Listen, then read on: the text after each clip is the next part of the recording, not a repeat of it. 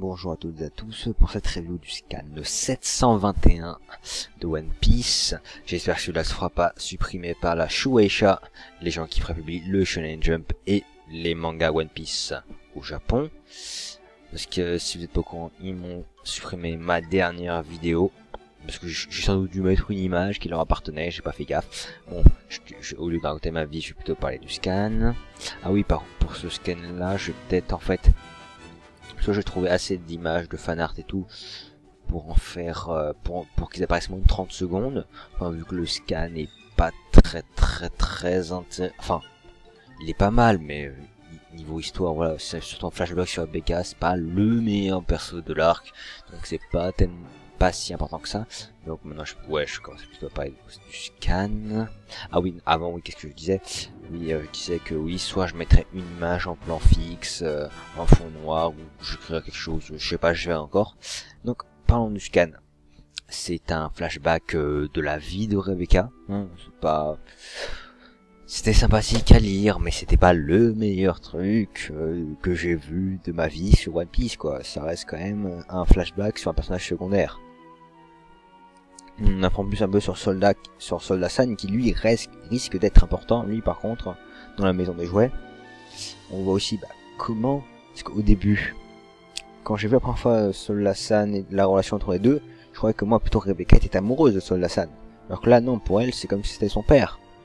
Mais on voit aussi comment la famille Doflamingo justement a été acceptée à Dressrosa, et comment la dernière famille, la famille régente, est partie. Moi je croyais que Doflamingo il était né prince. Bah non, en fait il est né comme tout le monde, et il a pris le pouvoir de lui-même. Ce qui fait que c'est quelqu'un qui a de l'ambition. On a un peu plus, parce qu'on croyait que c'était quelqu'un de pourri gâté, un peu excentrique. Parce que justement on savait que c'était un prince, on savait pas s'il avait pris le trône ou pas. Là on sait qu'il a conquéri un pays de lui-même. Que donc, en stratégie militaire, il se débrouille un peu quoi quand même. Parce que pour conquérir un pays même aussi puissant qu'on soit, surtout c'est simple, ils peuvent toujours demander la marine, ce genre de choses quoi. Surtout ce qu'il a fait quand il était chez Shichibukai, mais je m'étonne, il a conquéri le Dressrosa, et puis après on lui a proposé une place de Shichibukai. Mais enfin bref, ça montre que déjà, on montre aussi que comment Doflamingo a réussi à obtenir le soutien du peuple. Parce que c'est un pays pauvre, il a réussi à en faire un bon pays. Enfin, surtout grâce à son influence de Shichibukai, sans doute, qu'il a obtenu après. Alors, on voit aussi que franchement, Soldat San, c'est quelqu'un... On en apprend plus sur lui. Je pense que c'était surtout ça le flashback. On s'en fout un peu de Rebecca, quoi. C'est en fait ce flashback sur Rebecca, en fait, on en apprend plus sur Soldat San, qui lui risque vraiment d'avoir un rôle important, parce qu'on va pas se le cacher, hein. Quelle que soit sa technique, elle ne battra jamais Cavendish, à moins qu'il s'est passé un truc comme dans le terrain, enfin comme dans l'arène numéro B, avec le prince et son poing là qui a charté tout le monde, même si Bartholomew était quand même le plus fort, je pense. Là, ouais. Je pense pas qu'elle puisse vaincre un pirate du niveau de Cavendish. À moins qu'elle ait une technique bizarre. Parce qu'on ne sait pas justement encore se battre. On sait qu'elle est détestée par le peuple, vu que les gens ont découvert qu'elle appartenait à l'ancienne famille royale. Et qu'elle a réussi à survivre à des combats, parce que les gens la connaissent, donc si elle était nulle, elle serait morte depuis longtemps, donc elle a quand même un certain niveau. Bon, pour Soldat San, on connaît pas ses compétences, parce que là on l'a vu. En fait, on sait pas les conséquences de la mort de la mère de la meuf qui ressemble à Nami là, ouais, je sais plus comment elle s'appelle. Ouais, on va dire la gladiatrice. Alors, on sait pas justement comment est morte sa mère. On voit juste Soldat San blessé revenir. Et je pense que, enfin, revenir avec le cadavre de sa mère quoi. C'est que je pense que Soldat San en fait, il y a quelque chose qui se cache derrière la mort. Sinon, il y a quelque chose, c'est louche, voilà, c'est louche. Je pense que Soldat San a quelque chose à voir avec sa mort, quoi.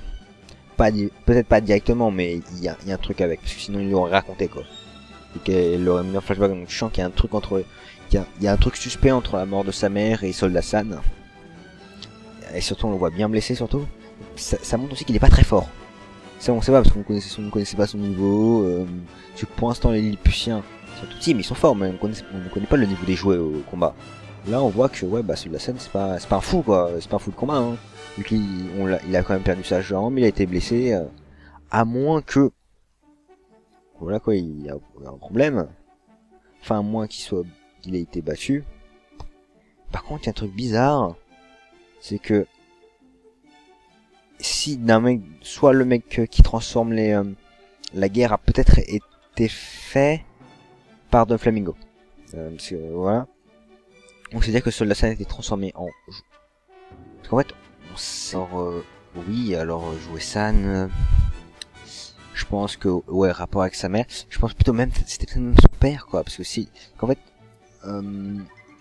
ouais, parce qu'en fait, c'est peut-être en arrivant sur l'île de Don Flamingo... Don Flamingo en arrivant sur l'île, en détruisant... En fait, on sait pas comment le royaume a été détruit, parce que... Dans le scan, ils font les forces de Riku ont embrasé le royaume, mais Riku, c'est pas Don Flamingo. Je comprends pas, quoi. Peut-être qu'il y avait un mec et Don Flamingo a battu ce qui est après, quoi, parce que le scan, il fait... Je cite le scan, qu'est-il arrivé au roi, arrêtez s'il vous plaît, les forces de Riku ont mis le feu au village. Soit Riku, c'est un des hommes de Don Flamingo, c'est possible. Et que, enfin, quand même, c'est un mec assez important pour qu'on sache son nom, quoi. Ou soit bah, c'est un mec qui a essayé de prendre le royaume et Don Flamingo, lui il est arrivé après que ce pirate est ou pays où on ne sait pas qui c'est et qu'il a pris le village, quoi.